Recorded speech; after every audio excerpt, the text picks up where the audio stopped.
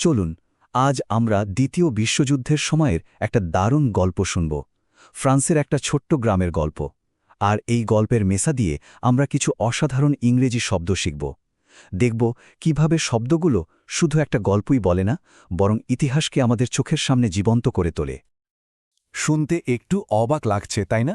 যে কয়েকটি শব্দ একটা আস্ত যুদ্ধের মোড় ঘুরিয়ে দেবে। কিন্তু আসলেই কি এটা সম্ভব? চলুন এই অসাধারণ গল্পে ডুব দিয়ে উত্তরটা খোঁজা যাক।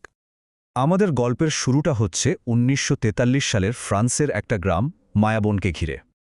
একবার ভাবুন তো, পুরো ইউরোপ যখন যুদ্ধের আগুনে পুড়ছে, তখন মায়াবন নামের এই গ্রামটা একদম শান্ত, ছবির মতো সুন্দর। এই মনোরম গ্রামীণ পরিবেশকে বর্ণনা করার জন্য একটা চমৎকার শব্দ হল বুকলিক। কিন্তু এই শান্ত পরিবেশটা ছিল আসলে ঝড়ের আগের নিস্তব্ধতা। মানে যখনই কোনো ছবির মতো সুন্দর শান্ত গ্রামের কথা ভাববেন, তখনই এই বিউকলিক শব্দটা ব্যবহার করতে পারেন। আর মায়াবনের এই শান্ত পরিবেশের আড়ালেই কিন্তু লুকিয়েছিল এক বিরাট রহস্য। এই শান্ত গ্রামের আড়ালে কি চলছিল জানেন? চলছিল একটা গোপন প্রতিরোধ বাহিনীর কাজ। তাদের সব কার্যক্রম ছিল ক্ল্যান্ডেস্টাইন, মানে পুরোপুরি গুপ্ত। আর তাদের নেতা জন নামে একজন সাধারণ কৃষক। মানুষটা ছিলেন ট্যাসিটর্ন, মানে খুব কম কথা বলতেন, কিন্তু তার প্রত্যেকটা কাজ ছিল নিখুঁত আর বাস্তবসম্মত। এই শব্দটা যে কোনো গোপন মিশন বা লুকিয়ে করা কাজের ক্ষেত্রে ব্যবহার করা যায়, ঠিক যেমনটা মায়াবনের প্রতিরোধ বাহিনী করছিল, একদম সবার চোখের আড়ালে। জোয়ের চরিত্রটা বুঝতে এই শব্দটা কিন্তু খুব জরুরি। তিনি কথায় বিশ্বাসী ছিলেন না, কাজে বিশ্বাসী ছিলেন।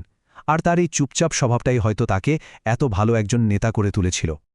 তো গল্পে নায়ক তো আছে, এবার তাহলে খলনায়কের আসার পালা, তাই না? আর তার সাথেই আসছে এক অসম্ভব কঠিন মিশন। এই স্লাইডটা দেখুন, কি দারুণভাবে দুজনের পার্থক্যটা তুলে ধরা হয়েছে।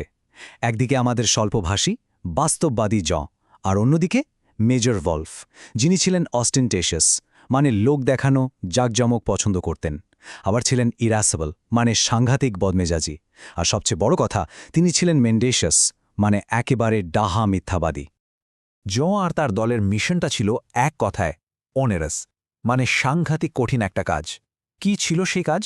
একটা জার্মান কোডবুক উদ্ধার করা। আর এই কোডবুকটা সাধারণ কোনো বই ছিল না, এটা ছিল একটা কম্পেন্ডিয়াম, মানে জার্মানদের সমস্ত গোপন সামরিক তথ্যের একটা সারসংগ্রহ।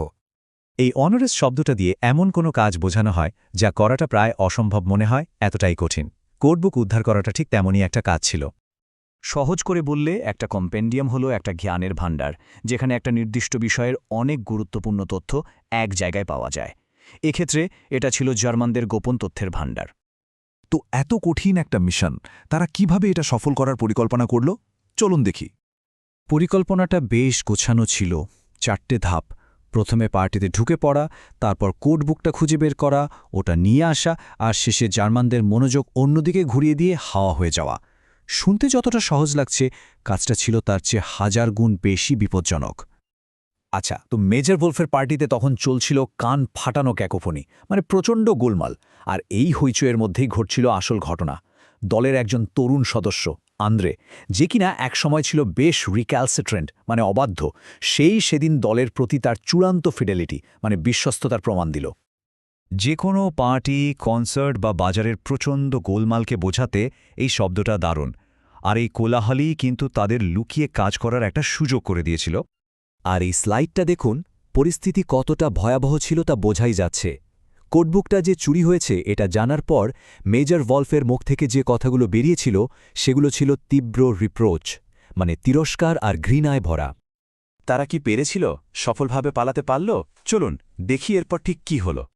জ্যায়ের দল কোডবুকটা নিয়ে ঠিকই পালাতে পেরেছিল, কিন্তু তাদের এই সাফল্য ছিল এফেমেরাল, মানে খুব অল্প সময়ের জন্য। তাদের বিজয় ছিল ইভেনেসেন্ট, মানে চোখের পলকে মিলিয়ে যাওয়ার মতো, কারণ ঠিক পর মুহূর্তেই জার্মান সেনারা পুরো গ্রামটা ঘিরে ফেলেছিল। এই শব্দটা এমন সব কিছুর জন্য ব্যবহার করা হয় যা খুব অল্প সময় টিকে থাকে, যেমন ধরুন জলের বুদবুদ বা ভোরের শিশির। তাদের জয়টাও ছিল ঠিক তেমনই ক্ষণস্থায়ী। এফেমেরালের খুব কাছাকাছি আরেকটা সুন্দর শব্দ হল এভ্যানেসেন্ট। এর মানে হল যা চোখের পলকে মিলিয়ে যায়, ধরা ছোঁয়ার বাইরে চলে যায়, অনেকটা ধোঁয়ার মতো।